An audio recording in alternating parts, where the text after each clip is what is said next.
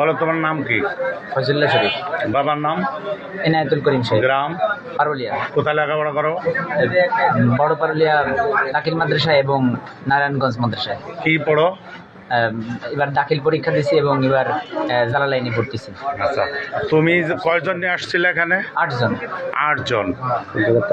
কোথায় আসছো? পারুলিয়া থেকে। তোমার বাড়ি কোথায়? বাড়ি শিবপুর জাঙ্গালি। তোমার নাম কি? মোহাম্মদ সাইফুজ্জামান কাজী। বাবার নাম? মোহাম্মদ আজাদ মোল্লা। তুমি কোন জায়গায় লেখাপড়া করো? পারুলিয়া দাখিল মাদ্রাসা। আর কোথাও করো? আর তোমার? মোহাম্মদ আকাশ মোল্লা। বাড়ি কোথায়? বড় পারুলিয়া। বাবার নাম কি? মোহাম্মদ রাজিব মোল্লা। পড়ালেখা করো তো? আলিয়া মাদ্রাসায় পারুলিয়া। তুমি? মোহাম্মদ সাজাদ শেখ। বলো বাবার নাম? মোহাম্মদ মতিন শেখ। বাড়ি? জাঙ্গালি, শিবপুর জাঙ্গালি। কোন জায়গায় পড়াশোনা করো? পারুলিয়া দাখিল মাদ্রাসা। কি পড়ো? তুমি কার সাথে আসছো? কয়জন আসছো? 8 জন। কি জন্য আসছো? বড় ভাই। বড় ভাই জানে?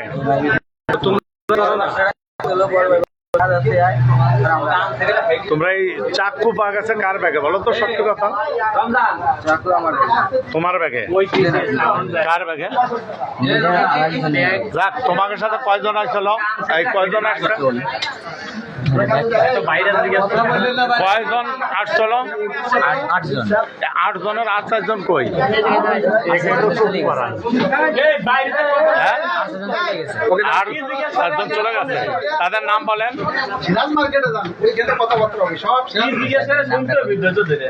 হ্যাঁ? হ্যাঁ, নাম বলো।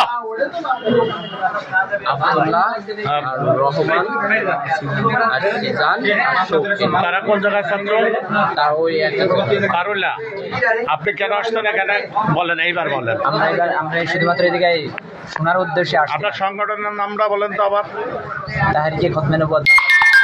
এইখানে আপনি আসছেন কেন?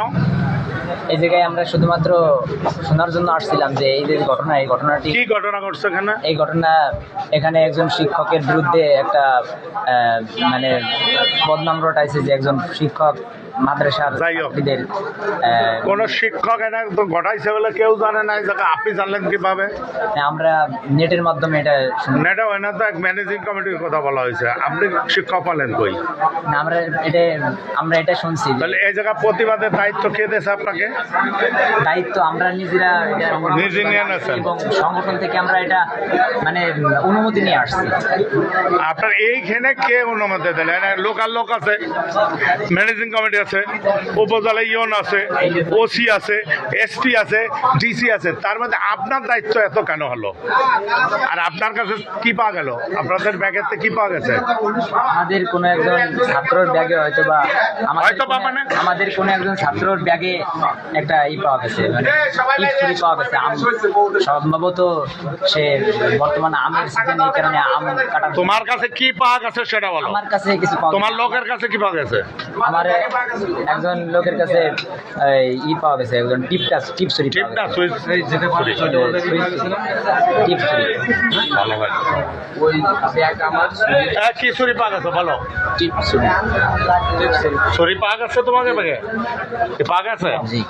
এই মাদ্রাসা নাম কি তোমরা জানা আসছো? এখানে তো তোমরা ছাত্র না, শিক্ষক না, কোনো ম্যানেজিং কমিটিও না, তোমার ভাই বোনও পড়ে না, কে পড়ে? তাহলে তোমরা এখানে সন্ত্রাসী কার্যকলাপ করতে আসছো, এটা তো ঠিক? হ্যাঁ বলো ভাই, বলো ঠিক না? বেরি তোর বড় ভাই কে দিয়েছে? বলছে আমাদের বলছে একটা কাজ আছে, ওই জায়গায় যাবো, একটা কাজ করবো। আমরা বললাম মাদ্রাসায় আসছি, মাদ্রাসার থেকে সে বলছে একটা কাজ আছে, চল আমরা ঘুরে আসবো, একটা কাজ আছে। তোমরা যে এখানে আসছো তোমাদের মাদ্রাসা জানে? তোমাদের মাদ্রাসা জানে? তোমরা তো মাদ্রাসা থেকে। তোমরা এই অপকর্ম কতদিন করো? আমরা আগে আপনার চুরি পাক আছে কেন? একজন শিক্ষিত যুবক, আপনি মাদ্রাসা পড়েন, দুইটা মাদ্রাসা, আপনার কাছে কেন চুরি পাওয়া যাবে কেন বলেন? আপনার টিভির কাছে পাওয়া গেল কেন? আমাদের কোন একজন লোক হয়তো বা কোন একজন লোক মানে হয়তো বা কেন? আপনি পাইছে কিনা স্টেট বলবেন যে পাইছে, পাওয়া গেছে, ব্যাস।